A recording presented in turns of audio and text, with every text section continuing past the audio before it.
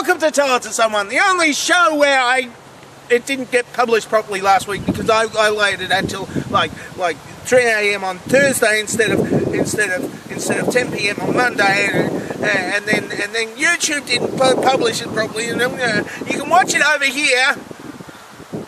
It was good, not like this week's, because I got hardly any questions. Anyway, if you had one, Chidolius asks, if you had but one book to eat, one TV show or film to read, and one food to watch, what would the three of them be? I like watching chickens. So I'd watch chicken, and I'd eat...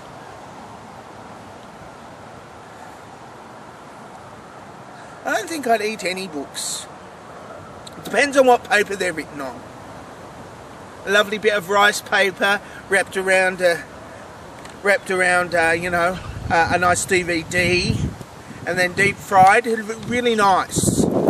So make it from rice paper, and of course, being back when I was in uni, like this morning, we were reading films, and of course we were reading Citizen Kane, because that is the only film they have us read, because it's so magnificent.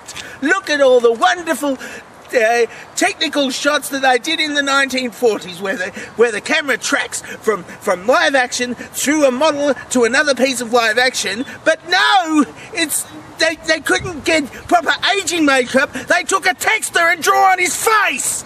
That's not how you age properly on the thing. I've got a thing on my phone which makes me age properly.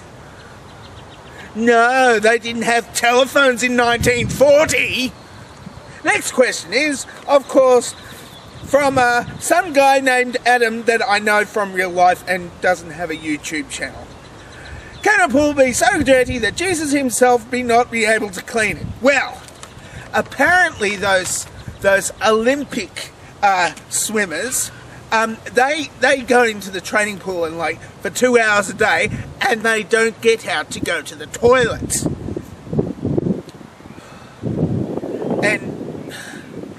And that's their excuse, because they're too busy swimming and they've got to get out of the toilet. I don't know what the synchronized divers, I don't know why they have an excuse to pee in the pool though, especially from the 10-meter board.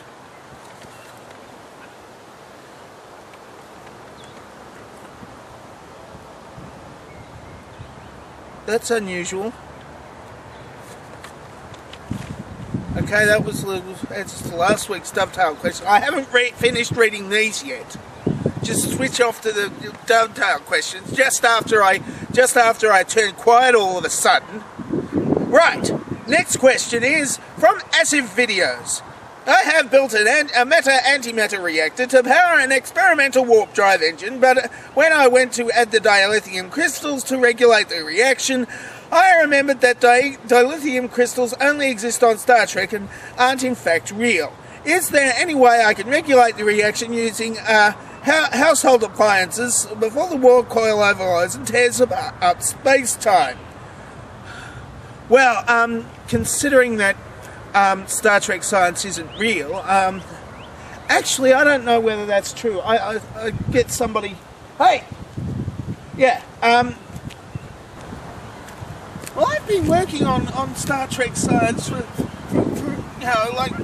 3 days, and nothing's been working. I mean, look, I'll show you. I'll show you. Beam me up, Scotty. Oh, hey! And the last question. This isn't going too well. All my questions are... Alright, if you could design an animal cyborg, what animal would you choose? What parts would you make machine? And what is the best application for your new monstrosity? And can I have one too? Well, if I could design an animal cyborg, it doesn't mean I could actually build it. I mean, I could design all sorts of half human, half rabbit, half lions, and half birds, and that would be 2 animals. And then I'd have to stitch them together, and I don't have the medical expertise to. It's a silly question. Here's your dovetail question for next week. I'm dangerously talented and I don't have a cool sign-off.